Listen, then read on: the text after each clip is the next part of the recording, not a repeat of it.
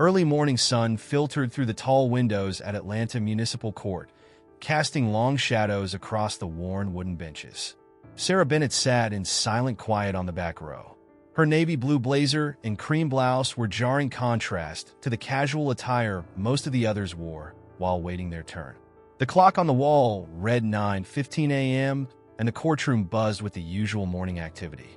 At 42, Sarah seemed to exude a silent confidence from all those years in courts and boardrooms. Her dark hair was pulled tightly back into a professional bun, while her brown eyes took in every motion around her. Today, however, she wasn't here as an attorney. Today, she was just another citizen with a traffic ticket. The room smelled of old wood and cleaning supplies mixed with the coffee several police officers carried as they moved in. And out the side door, every few minutes would find the main door creaking open and some other nervous-looking person, clutching their traffic citation, shuffling in. The wood benches were hard and not very comfortable, but Sarah sat up straight, every now and then glancing at her cell phone to make sure she hadn't missed some important message about her press conference later that day. When Judge William Harrison entered, everyone stood up. A bit over 6'5" at 65 years of age, thin gray hair, wire-rimmed glasses sitting low on his nose. He had been handling traffic court cases for over 20 years and was known around Atlanta as a no-nonsense judge who showed little sympathy to the people that came before him. He moved with the tired routine of a person who had done this thousands of times before. "Sit down," he gruffly said, not even looking up but still adjusting in his chair as he began shuffling through that morning's cases. Sarah watched as person after person came to the bench most scared or nervous, stumbling over their words in attempts to explain their situations. The judge barely looked up at them, announcing fines and dismissing their excuses with a wave of his hand. His secretary, Mrs. Thompson, typed it all into her computer, quick, sharp jabs of her fingers. A young man in work boots attempted to explain how he couldn't afford his ticket because he had 3 kids to feed. "Should have thought about that before speeding," Judge Harrison said flatly, no emotion in his voice at all, as he set the maximum fine. Sarah was making mental notes of everything she saw. As a civil rights attorney, she had fought unfair treatment for years in the justice system. But today she was here for a simple speeding ticket, one she knew was wrong. She had carefully prepared her evidence. Photographs of the school's calendar showing it was closed for teacher training, emails from the school principal confirming the date, and even weather reports from that day. The clerk had called Sarah Bennett, so she smoothly rose, straightening her blazer, and woke to the podium. Her heels clicked softly against the floor, echoing in the quiet room as a number of faces looked up, perhaps realizing how different she seemed from the others who had approached the bench that morning. Judge Harrison didn't even rise his eyes from the paper in front of him. "Mrs. Bennett, you're charged with speeding in a school zone. How do you play it, Your Honor?" Sarah began in a clear, steady voice. "I would like to present evidence that the school was closed that day for teacher training. I have documentation from the school principal, and the sign clearly states the speed limit." Judge Harrison cut her off, finally looking up with annoyance. His pale blue eyes barely registered her presence before looking back down at his paper. "The limit applies whether children are present or not. That'll be $250. Sarah stood her ground, her expression serene but resolute. "Your Honor, according to Municipal Code Section 40-6-1881, the reduced speed limit applies only during school hours and school-related activities. I have proof that Mrs. Bennett." The judge interrupted again, his voice keen with exasperation. "This is not a debate club. Pay the fine or appeal. Next case." The dismissal was clear enough, but Sarah didn't move right away. For a short instant, she stood there and took it all in. The dismissive attitude of the judge, the sympathetic look from the court clerk, the surprise of those who were still awaiting their turn. Little did Judge Harrison know that less than 8 hours later, the roles would be a little different, and this small moment of injustice would have a place in a much greater story. With calculated care, Sarah gathered her documents, turned, and walked back down the aisle, head high. She had dealt with worse than an arrogant judge, and by tomorrow, the whole state would know her name, not as another person in traffic court, but as the first black woman running for governor of Georgia. Sarah Bennett stepped out of the courthouse into the bright Atlanta sunshine, her fine receipt folded neatly in her hand. The frustration of that morning still remained. but a hint of a smile began to play on her lips as she reflected on the 5 p.m. press conference. That evening, she looked at her watch. It was just past 10 a.m., giving her ample time to prepare for the biggest announcement of her life. She walked down the courthouse steps, noticing a small gathering of protesters entering near the front. They were holding signs about unfair treatment in the justice system. Sarah slowed down to read some of the messages, so that she remembered exactly why she had chosen to run governor in the first place. One young woman's sign caught her eye: "Justice shouldn't depend on your zip code." Inside his chambers, Judge William Harrison was taking his morning coffee break. He sat in his worn leather chair, reviewing the morning's cases with his clerk, Mrs. Thompson. The judge had handled 37 cases in just 2 hours, a new record for him. He felt proud of his efficiency, never realizing that speed didn't always equal justice. That last woman, the Vennet case, Mrs. Thompson said carefully. She did have quite thorough documentation about the school being closed. Judge Harrison waved his hand dismissively. "Rules are rules, Martha. We can't make exemptions just because somebody comes in here wearing an expensive suit and speaking like a lawyer." He sipped more of his coffee, unaware of the frown that crossed Mrs. Thompson's face. Meanwhile, Sarah had also arrived at her office at the Bennett & Associates law firm, where her campaign team were waiting for her. Energy was high, with the staff rushing around to get press releases ready, finalizing speech details, and so on. Campaign posters were stacked around corners, still wrapped in plastic for later release. "How was traffic court go?" asked Michael, her campaign manager, looking up from his laptop. Sarah placed her purse on her desk and shared the morning's events. "Well, I just got a first-hand reminder of why our justice system needs reform," she said, pulling out the traffic ticket and fine receipt. Judge Harrison didn't even look at my evidence, didn't even give me a chance to properly speak. Her social media coordinator perked up. Judge Harrison, the same one who made headlines last month for giving maximum fines to all those protesters, the very same. Sarah replied. She sat down at her desk, opened her laptop, and did one final review of her announcement speech. The morning's experience gave her new material to work with. Meanwhile, back at the courthouse, Judge Harrison was gearing up for his afternoon session. He flipped through his calendar and noticed he was invited to this evening's political fundraiser out at the City Hall. Several judicial colleagues had mentioned that some big announcement was planned, but he hadn't paid much attention to the details. For him, politics wasn't really concerned. He preferred the simple black and white nature of traffic violations. As the afternoon, Sarah's office became increasingly busy. Her phone kept ringing with calls from supporters and media outlets who had caught wind of her upcoming announcement. Her staff had prepared her favorite navy blue suit for the evening, and her speech cards were printed on crisp paper. "The TV cruiser," confirmed, Michael reported, sticking his head into her office. "CNN, Fox, local stations. They'll all be there. Are you ready to make history?" Sarah stood up and walked to her office window. She looked out at the Atlanta skyline. She thought about her morning in traffic court, about all of the people she'd seen getting dismissed and disrespected. She thought about her 20 years as a civil rights attorney, about her own parents who had marched for voting rights, and about her daughter who deserved to grow up in a better Georgia.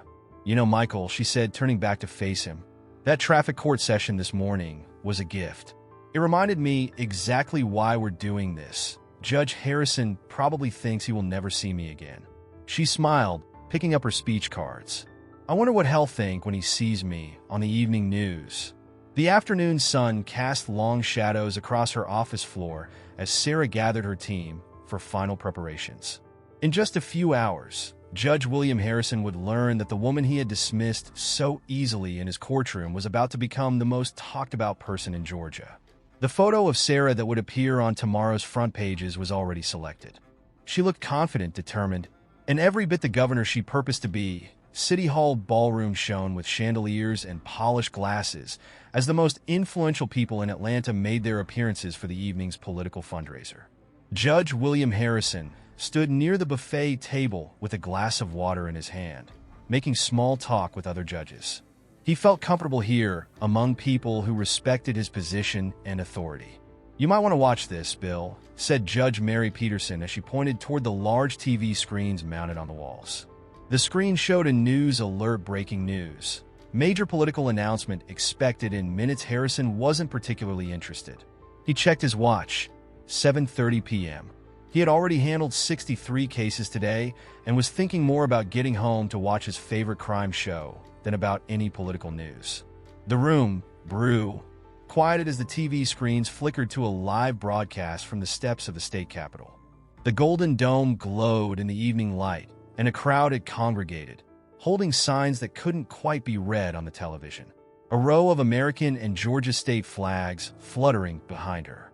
"Ladies and gentlemen," a gray-suited tall man announced, "please welcome Sarah Bennett Harrison." He almost choked on his water. He squeezed his eyes shut hard, hoping his eyes were playing tricks on him. But there she was, the same woman from his traffic court that morning, now strutting with confidence to the podium. She wore a different suit than earlier, yet her presence was unmistakable. "Good evening, fellow Georgians." The voice of Sarah rang clear through the TV speakers. The ballroom was now completely silent. "My name is Sarah Bennett, and today I am announcing my candidacy for governor of Georgia." The glass in Harrison's hand started to shake slightly. Other goose said the fundraiser began whispering and pointing at him, knowing he had presided over traffic court that morning. His collar suddenly felt too tight. The camera zoomed in on Sarah's face as she continued her speech. "Today, like many days in my life, I experienced firsthand why our state needs change. This morning I sat in a traffic court where justice was rushed, voices were silenced, and dignity was denied, not just to me, but to everyday, hard-working Georgians." Judge Peterson turned to Harrison with raised eyebrows. "Isn't that your court she's talking about, Bill?" Harrison couldn't answer. "You watched as Sarah held up a familiar piece of paper, a traffic fine receipt from that morning, the same one he had signed without a second thought. "This receipt represents more than just a traffic fine," Sarah continued. "It represents a system that needs reform, the system where some judges don't even look at evidence before making decisions. The color of your skin, the cost of your clothes, or your manner of speaking might dictate how one was treated." The ballroom erupted in murmurs. Harrison felt dizzy as he watched photos appear on the screen behind Sarah, her Harvard Law diploma, pictures of her arguing cases before the Supreme Court, images of her work with civil rights organizations. She had been a state senator for 6 years. She had won landmark cases. She had even received the State Bar Association's Lifetime Achievement Award last year. And he hadn't bothered to look up from his papers long enough to see any of that. "Your Honor," a reporter suddenly appeared beside him, microphone in hand. "Do you have any comment about M. Bennett's announcement about what happened in your courtroom this morning?" Harrison backed away, almost bumping into the buffet table. More reporters were approaching now, the cameras flashing. He could hear Sarah's voice continuing from the TV screens. "We need leaders who listen, leaders who look people in the eye, leaders who believe that every Georgian deserves respect and equal treatment, be they in a courtroom, a classroom, or a boardroom." The judge felt the room spin slightly. His phone began to blow up with text messages from colleagues and family members who had seen the news. In 12 hours, had gone from respected judge to the poster child for what was wrong with the system. He moved hastily toward the exit, attempting to flee the cameras and questions until he heard Sarah's last words reverberate across the ballroom. "Together we can build a Georgia where justice isn't just a word on a courthouse wall, but a reality for every citizen, every day, in every courtroom outside." The evening air felt cool on his face, but Judge Harrison's world had already turned hot with embarrassment and realization. Tomorrow's newspapers would tell the story, and his name would be forever linked to the launch of Sarah Bennett's historic campaign for governor. Judge William Harrison sat alone in his dark living room. The clock on the wall read 11:30 p.m. The TV was still on, but he had muted it long ago. Every news channel was playing clips of the announcement Sarah Bennett made and mixed them with footage from the security cameras of his courthouse about how he treated her that morning. His phone had finally stopped ringing. 37 missed calls, over 50 text messages, and even his daughter had sent him a message. "Dad, we need to talk about what happened today." Harrison stood up and walked to his office in his house, turning on the little lamp on the desk. Yellow light fell on the many awards and certificates that lined his walls. Judge of the Year, 2019, Excellence in Judicial Service, 20 years on the bench. These titles suddenly felt hollow. He opened his laptop and, for the first time in his career, began researching the people who had appeared in his court that day. What he found made him sink deeper into his chair. The young man in work boots whom he had fined heavily, a single father working 3 jobs to support his kids after his wife died of cancer. Harrison remembered dismissing his plea about not being able to afford the fine. The elderly woman who came to court late had taken 3 buses to get here because her car was broken. Had tacked on an additional fine for her tardiness without even asking why she was late. And then there was Sarah Bennett. His hands shook slightly as he read her bio online.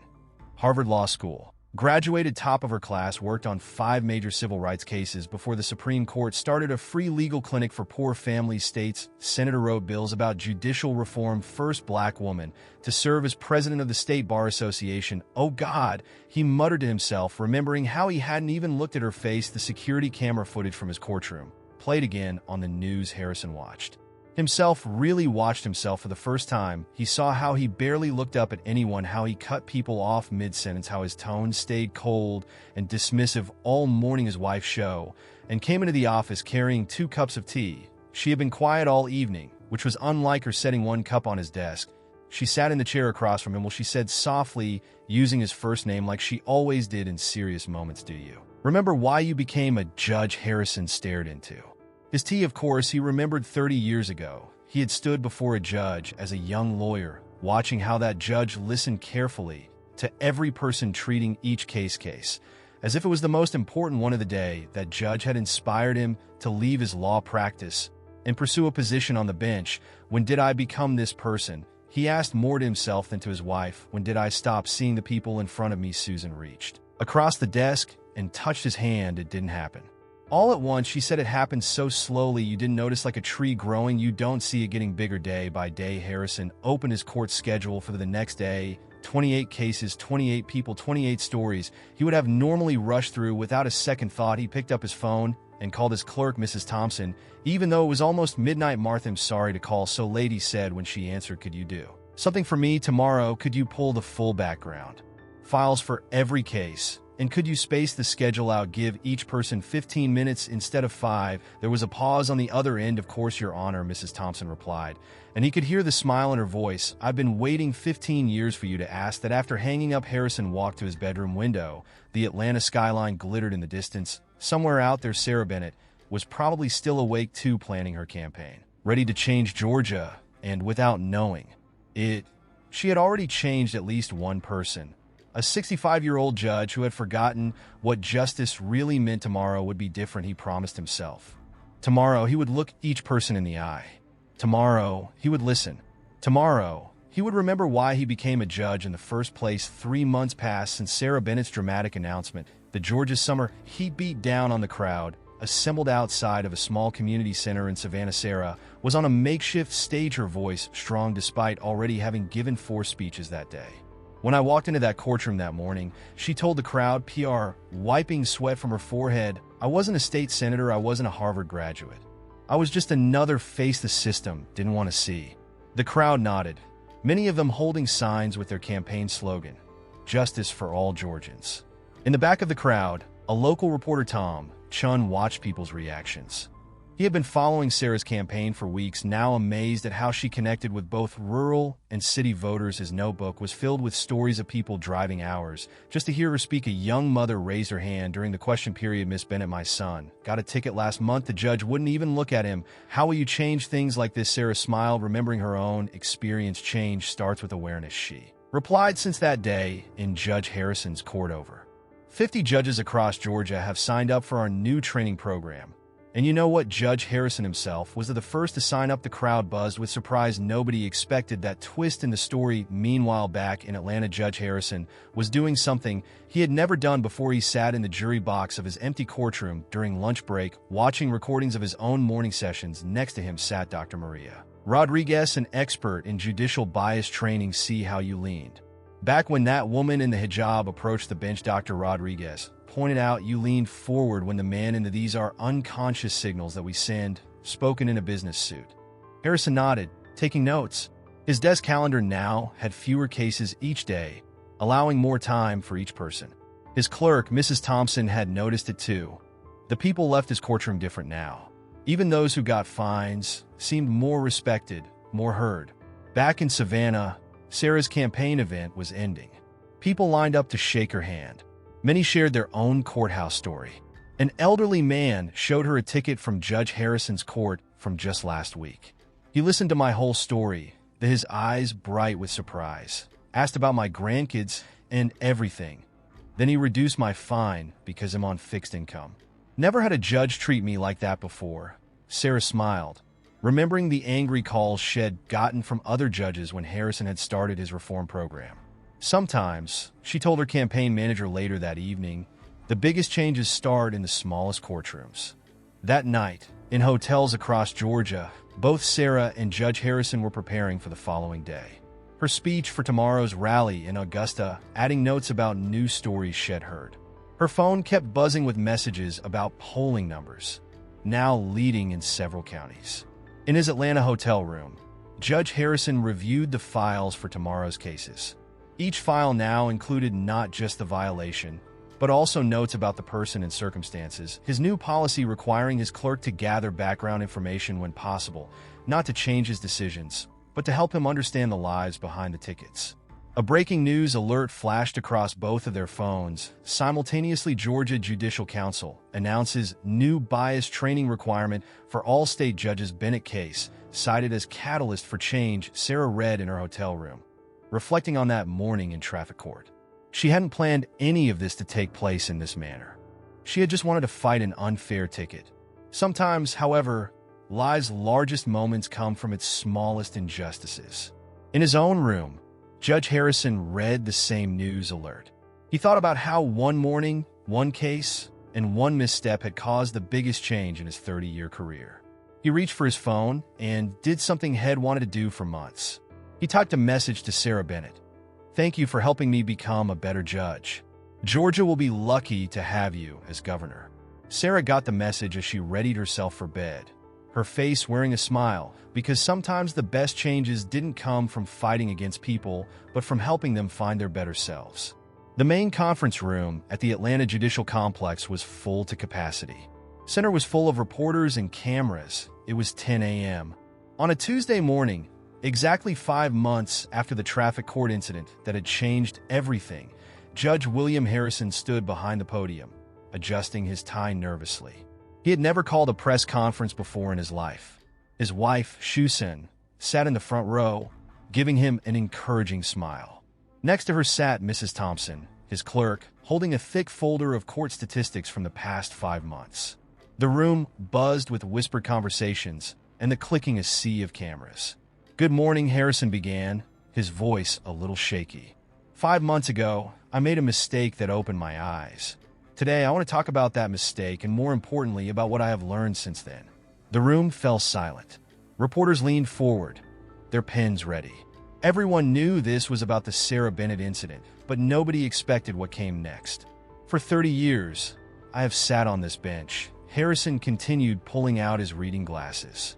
"I have handled over 100,000 cases, and I have been wrong more times than I can count." He paused, staring directly into the cameras. "Not wrong about the law, but wrong about something more important: the way I treated the people in my courtroom." Across town in Atlanta, Sarah Bennett sat in her campaign office, listening to the press conference live on TV. Her staff had crowded around, a few of them seated on desks, others leaning against the doorways. Nobody could believe this. In the Judicial Center, Harrison picked up a pile of papers in his hand. "These are letters from those who came into my court over the years, people I moved too quickly, people I didn't listen to, people whose stories I never heard, because I was too busy being efficient instead of being fair." He put on his glasses and read from one letter.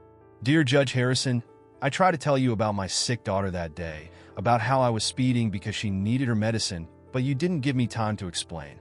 His voice cracked slightly. He took off his glasses, wiped them, and went on.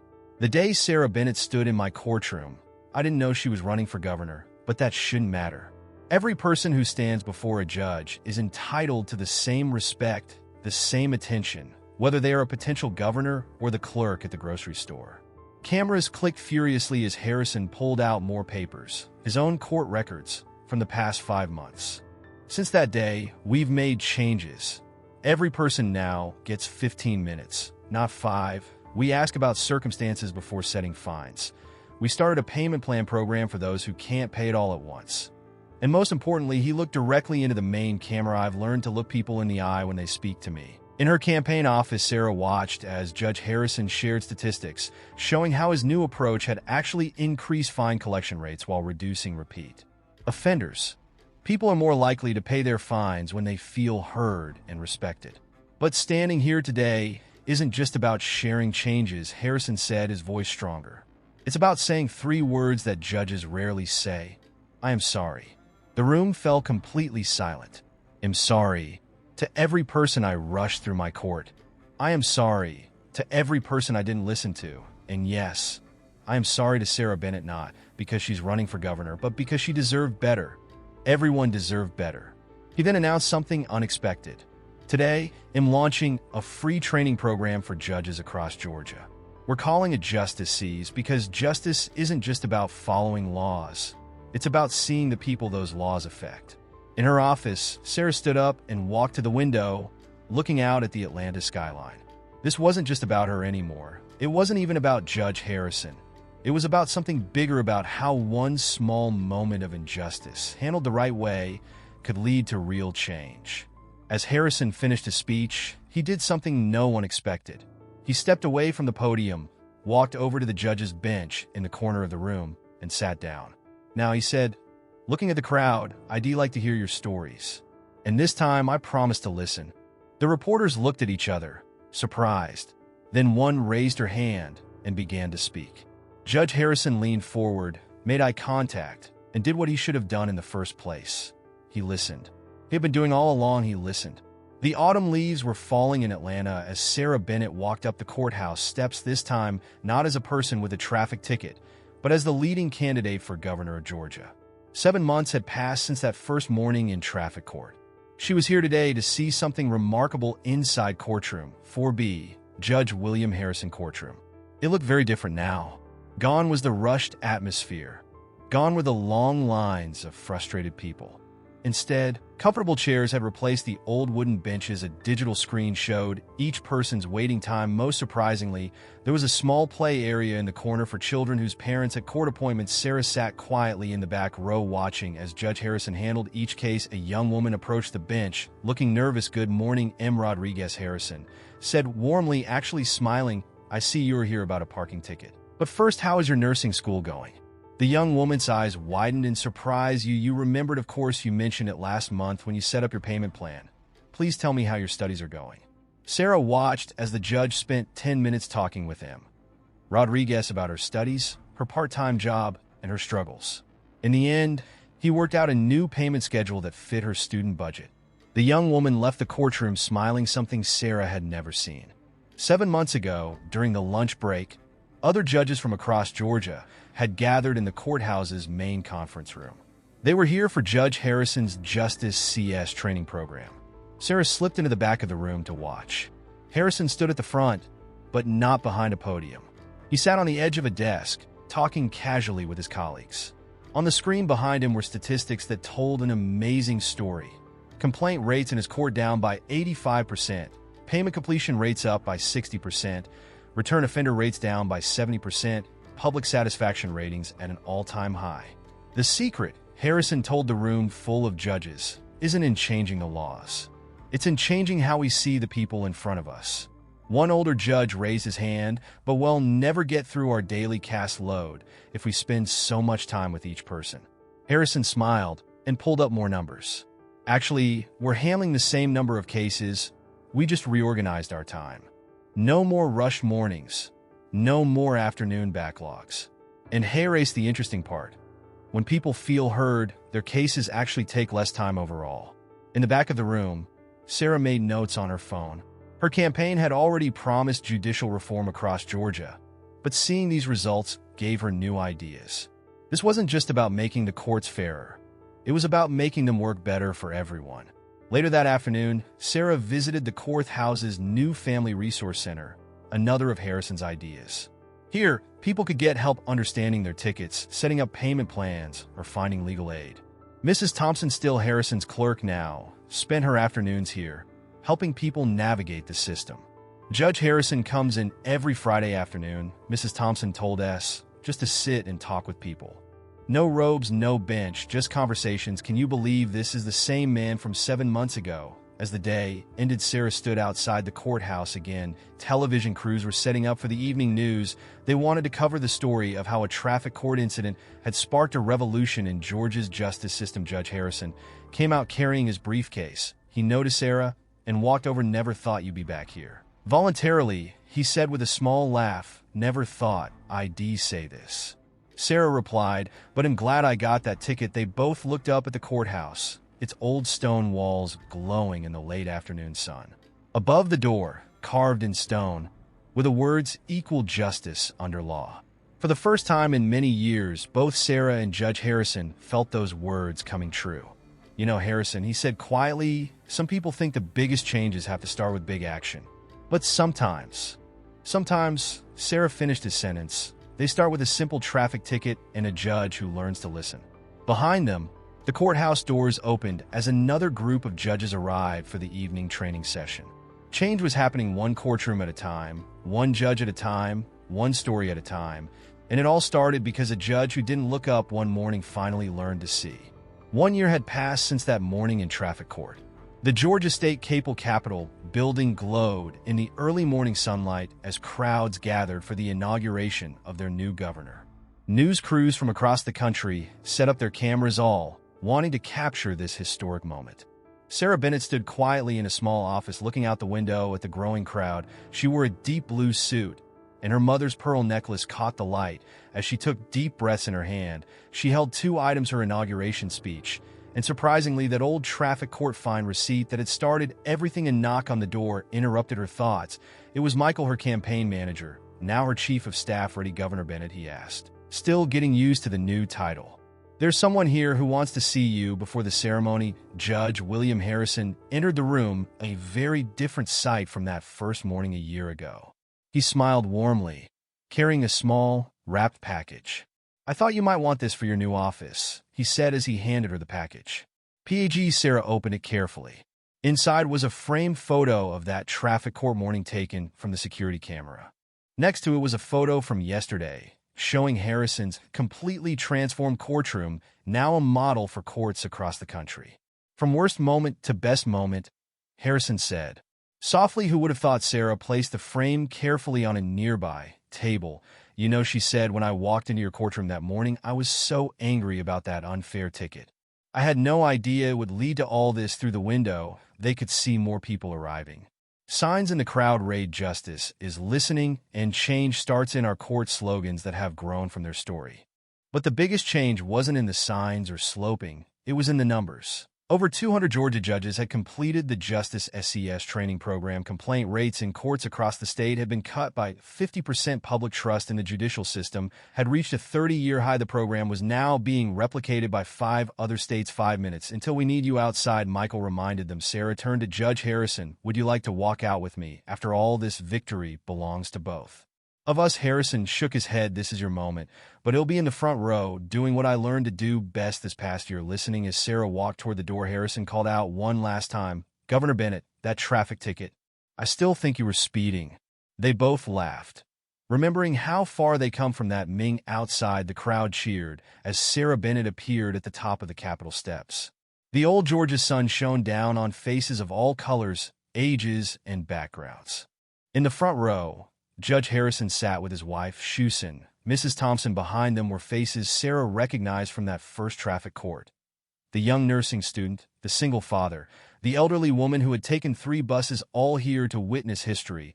As Sarah raised her right hand to take the oath of office, she saw Judge Harrison lean forward slightly, making eye contact, listening carefully just as he had learned to do. "I, Sarah Bennett, do solemnly swear." The words rang out across the Capitol grounds.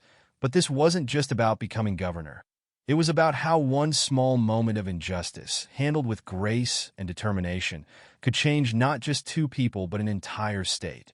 After the ceremony, as people celebrated and cameras flashed, Sarah hung the framed photo in her new office. Those 2 images, the cold morning in traffic court and the transformed courtroom, we remind her and everyone who visited that the biggest changes often start in the smallest moments. Later that evening, as the sun set on her first day as governor, Sarah sat at her new desk. She picked up that old traffic ticket, received one last time. Time then did something unexpected. She framed it, too, hanging it right next to her law degree. Under it, she placed a small plaque with words that would define her: administrative justice begins with one person deciding to listen.